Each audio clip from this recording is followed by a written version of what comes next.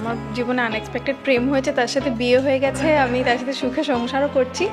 ওই মানে যেটাই জীবনে আনএক্সপেক্টেডভাবে হয় সেটা দেখবে সব থেকে লাইফের একটা সুন্দর মানে ইদার স্মৃতি হয়ে থেকে যায়, না হলে সেটা থেকেই যায় জীবনে। হ্যাঁ, আমিও বলবো প্রেম তো ক্যালকুলেশন করে হয় না। প্রেম তো এমন একটা ফিলিং, ধরো কেমিক্যাল লোচা, খুব সুন্দর করে বলা আর কি। তো সেইটা কখন কার প্রতি হতে পারে সেটা কিন্তু আমরা অঙ্ক কষে আর কি আমরা হয়তো ভাবতে পারি এটা আমার জন্য ভালো, এটা আমার জন্য খারাপ, সেটা কেরিয়ার হতে পারে, কিন্তু প্রেমটা তো ক্যালকুলেশন করে হয় না। সেই কারণে ডেফিনেটলি আমারও হয়েছে। ডেফিনেটলি হয়েছে। এইটা আমি কেন হ্যাঁটা বলার আগে আমি ওইদিকে তাকালাম, কারণ ওই সময়টায়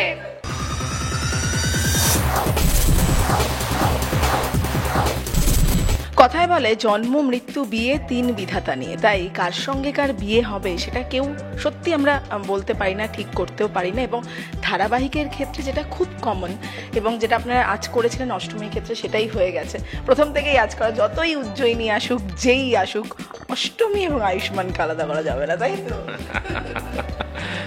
হ্যাঁ, সেরকমই ব্যাপারটা ছিল, কিন্তু কিভাবে হবে সেটা নিয়ে আমরা যেটা হয় অভিনয় করতে করতে অনেক সময় আলোচনা করেছি যে কিভাবে কি হতে পারে।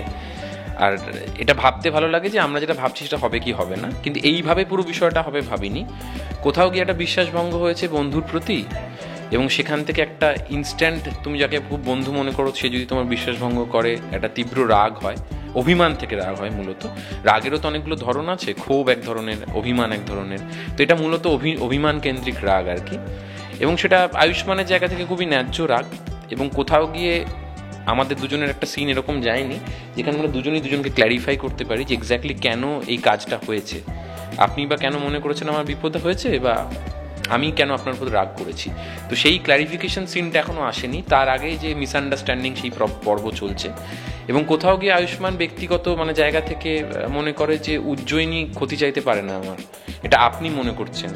আমি তো ওনার মধ্যে হ্যাঁ যে ভালোবাসলে যেটা হয়, আমরা যখন কাউকে ভালোবাসি তখন যতই টক্সিক সম্পর্কটা হোক না কেন, আমরা অনেকগুলো রেড ফ্ল্যাগের জন্য ওয়েট করি, যে সমস্ত রেড ফ্ল্যাগগুলো ওঠার পর আমরা ছেড়ে যাব, সুযোগে পরিবর্তন হতে পারে। তো আমি এখনো রেড ফ্ল্যাগ দেখতে পাইনি, কারণ আমি মানে আয়ুষ্মান এখনো কিছু শোনেনি যে কথায় ওর মনে হতে পারে যে উজ্জয়িনী ওর সাথে খুব অন্যায় করছে। তো সেই একটা দ্বন্দ্বের মধ্যে আছি আর কি। আমি অষ্টমীর কাছে যাবো, কিন্তু এই যে অন্ধবিশ্বাস, সেই বিশ্বাসের দাম তো বোধহয় উজ্জয়িনী না। ঠিক আছে, আমি আমারটা বুঝে নি তাহলে। হ্যাঁ, আপাতত এই মুহূর্তে দাঁড়িয়ে উজ্জয়িনীর লক্ষ্য তো সেটাই, সিংহবাড়ির বিষয় সম্পত্তি। আয়ুষ্মানকে ওই যা বলছে উজ্জয়িনী আর কি, যে নিজের উন্নতির সিঁড়ি হিসেবে ইউজ করতে চায়, কিন্তু সিঁড়িতেই আবার হ্যাঁ সিঁড়িতে ঠিক যেরকম অষ্টমী বসে আছে, উন্নতির সিঁড়িতে অষ্টমী বসে আছে।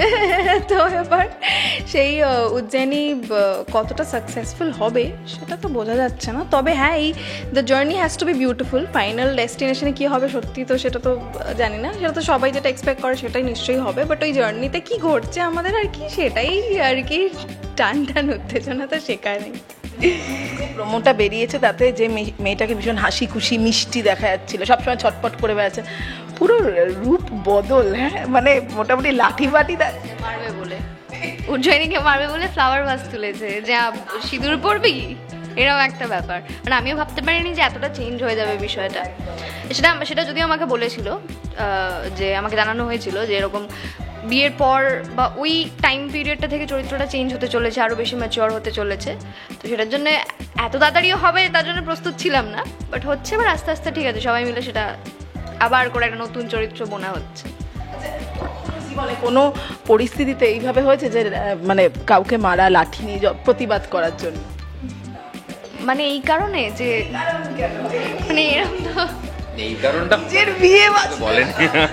সব থেকে বড় ক্যাচ হচ্ছে এখানে আমি আর ঋতব্রতা দুজনে মানে অফ স্ক্রিনে যখন সিনগুলো করি, আমরা মানে প্রচণ্ড হাসি দুজনে, যে আমরা কি করে করবো। এবার যেই হয় না যে অ্যাকশন টু কাটের মাঝখানে কোনোভাবে সিনটা করে নিই, তারপরে যে হাসিটা পায়, মানে আমি বলছি সিঁদুর আমি পরাবো, ও বলছি সে ফুলদানি নিয়ে দাঁড়িয়ে আছে, মানে বিষয়টা আমাদের জন্য বেশ মজার আর কি কাজটা। মানে আমি সপ্তর্ষির কি অবস্থা, মজাটা নেয় না, ছেলেদের গ্রিন রুমটা একদম আলাদা জোন, মহিলাদের গ্রিন রুমটা আলাদা জোন।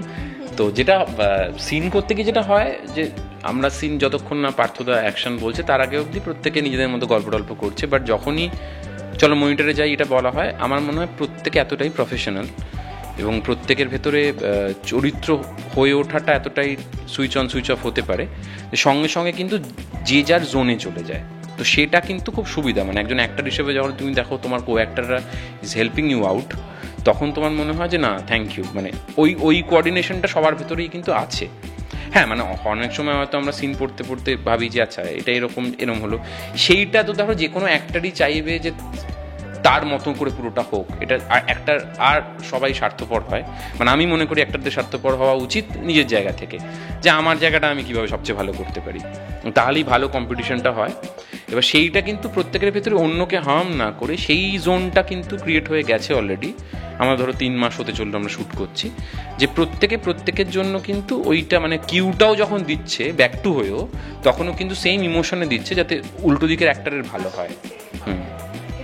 দুজনকে একটা প্রশ্ন করবো, মানে এটা পর্দাতেই সম্ভব হয় যে আগে 2 বোন ছিল এক পরিবারের, এখন আবার সেই একই পরিবারে, ওই বলা যায় সত্যি নেই জায়গায়। এটা ফার্স্টে কমেন্টও এসেছিল প্রচুর। হ্যাঁ, আমরা সোশ্যাল মিডিয়াতে ফলো করছিলাম ইনিশিয়াল কমেন্টসগুলো, তাতে সব জায়গাতেই লেখা 2 বোন এখন 2 শত্রু।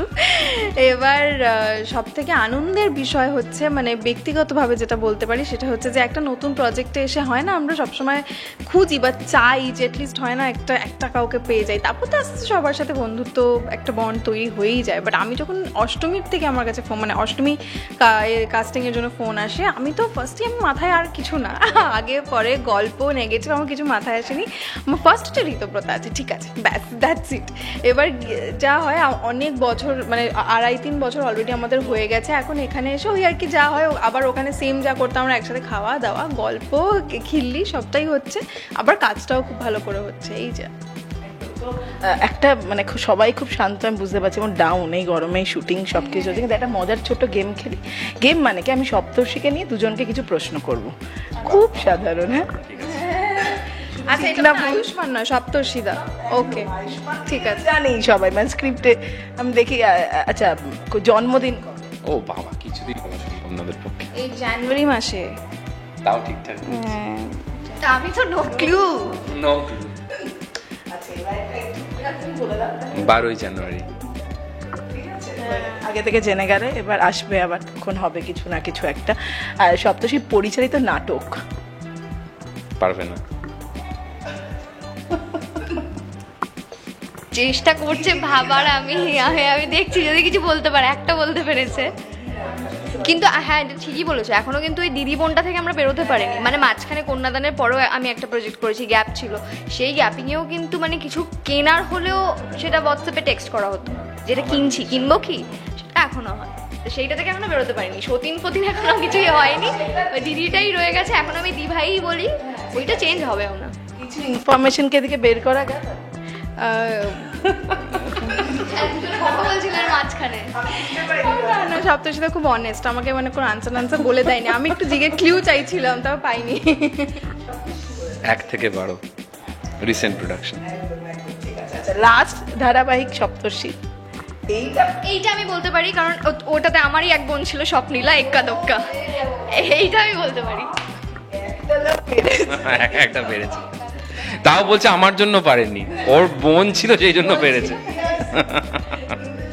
আস্তে আস্তে পরিচিতি আরো মানে আরো বাড়বে, আরো সকলের ব্যাপারে জানবে, এটাই হয় ধারাবাহিকের ক্ষেত্রে।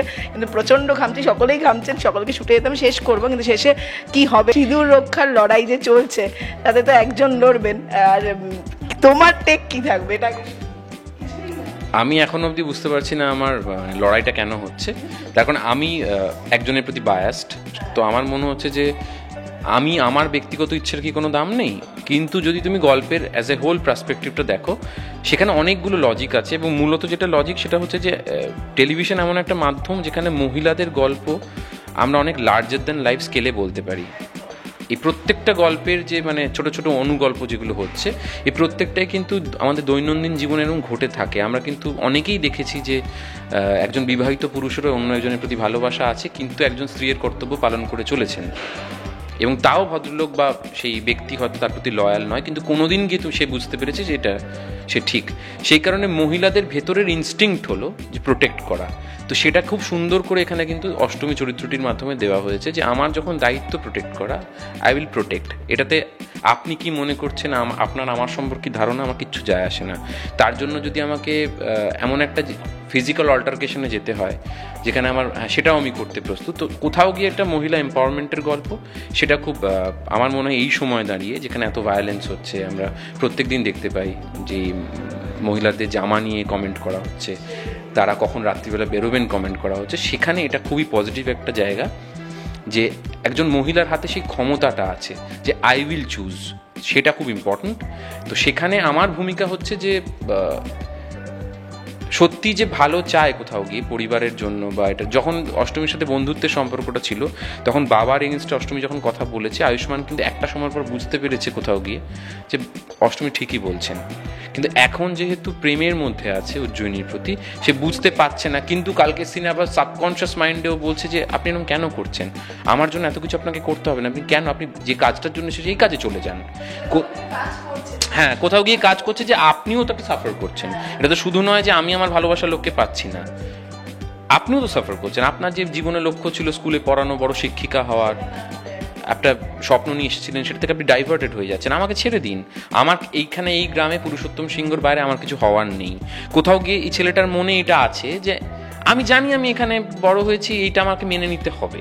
তো এখনো মন থেকে বিশ্বাস করতে পারিনি। তো কোথাও গিয়ে আমি ব্যক্তিগতভাবে সপ্তর্ষি হিসেবে মহিলাদের যখন কোনো পাওয়ারফুল কিছুতে দেখি আমার খুব ভালো লাগে। তো সেইটা আমার এখানে খুব ভালো লাগছে। কিন্তু আয়ুষ্মানের সাথে কি এক্স্যাক্টলি হবে সেটা আমি এখনও জানি না, বা আপনাদের বলবোও না। কিন্তু আমি বলছি আয়ুষ্মানের মতো অনেক মানুষই আছেন যারা একটা দ্বন্দ্বে থাকেন যে কোনটা আমার জন্য ঠিক, তারা চুজ করতে পারেন না।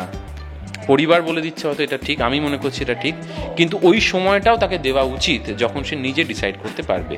মেবি হয়তো ভুল হবে, কিন্তু ভুল করতে করতেই মানুষ শেখে।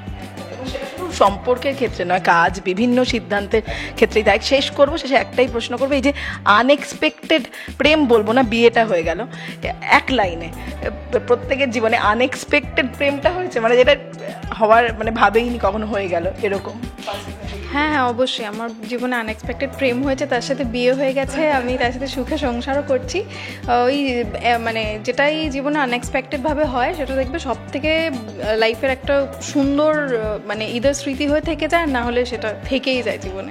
সো আনএক্সপেক্টেড ব্যাপারটা আমার কাছে সবসময় ওয়ার্ক করে, আমার জন্য অ্যাকচুয়ালি। হ্যাঁ, আমিও বলবো প্রেম তো ক্যালকুলেশন করে হয় না। প্রেম তো এমন একটা ফিলিং, ধরো কেমিক্যাল লোচা, খুব সুন্দর করে বলা আর কি। তো সেইটা কখন কার প্রতি হতে পারে সেটা কিন্তু আমরা অঙ্ক কষে আর কি আমরা হয়তো ভাবতে পারি এটা আমার জন্য ভালো, এটা আমার জন্য খারাপ, সেটা কেরিয়ার হতে পারে, কিন্তু প্রেমটা তো ক্যালকুলেশন করে হয় না। সেই কারণে ডেফিনেটলি আমারও হয়েছে। ডেফিনেটলি হয়েছে। এইটা আমি কেন হ্যাঁটা বলার আগে আমি ওইদিকে তাকালাম, কারণ ওই সময়টায় তো মানে সেই পুরো একদম সেই টাইমটা যখন শুরু হচ্ছে বিষয়টা, সেই সময় থেকে সবটা জানে না, আমার কোনো এক্সপ্রেশন আমি যাতে না দেখা যায়।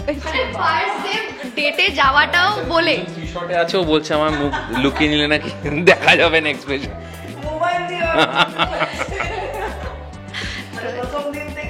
প্রথম দিন থেকে একদম ফার্স্ট ডেট থেকে সাক্ষী যদি ভাই যাচ্ছি। হ্যাঁ, ইভেন আমাকে বোধহয় টাচ আপও করে দিয়েছিল যাওয়ার আগে। তো সেই থেকে এখন অবধি সেটা যাই হোক কালার, মানে এখানে যতই অনস্ক্রিন অষ্টমী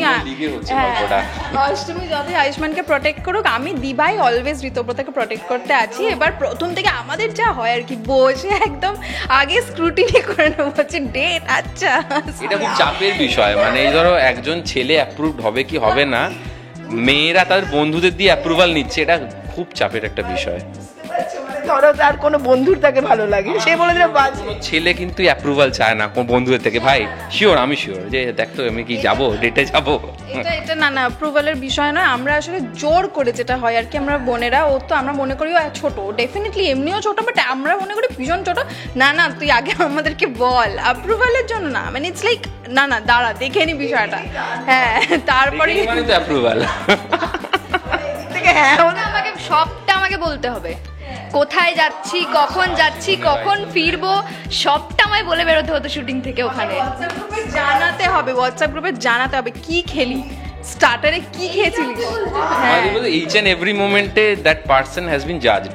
মানে ও হয়তো বললো যে আমি একটা আইসক্রিম খাবো, কি ফ্লেভার, ও হয়তো বললো স্ট্রবেরি, এ হোয়াটসঅ্যাপ যাচ্ছে স্ট্রবেরি বলছে, তাহলে কি বলবো, ঠিক আছে স্ট্রবেরি কেন? না না, স্ট্রবেরি ফ্লেভার আর কোন ছেলে খেতে চায়, চেঞ্জ, স্ট্রবেরি খাবো না, চকলেট। মানে আমাদের বোনেদের মধ্যে এরকমও হয়, মানে ধরো স্বপ্নীলা কোথাও একটা বললো যে কারোটা নর্মাল বন্ধুর সাথে, আমরা ওকে সবসময় খচাই না, বন্ধুর সাথে চা খেতে নিয়ে যাচ্ছে গরমে, চলবে না। মানে প্রচুর অগ্নি পরীক্ষা তো রিয়েল তাকে দিতে হয়েছে যার সাথে ও ডেটে গেছে। আচ্ছা, তো ডেফিনেটলি ভালো আছে, যে সুস্থ আছে, ভালো আছে, আছে।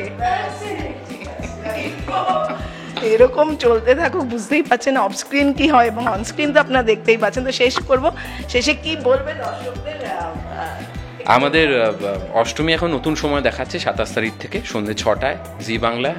আমরা এতক্ষণ ধরে অনেক মজার গল্প করলাম, কিন্তু জোকস অ্যাপার্ট অনেকগুলো সিরিয়াস বিষয় নিয়ে কথা বলা হচ্ছে এবং সেটা খুব লজিক্যালি দেখানো হচ্ছে আমাদের এই অষ্টমী সিরিয়ালে।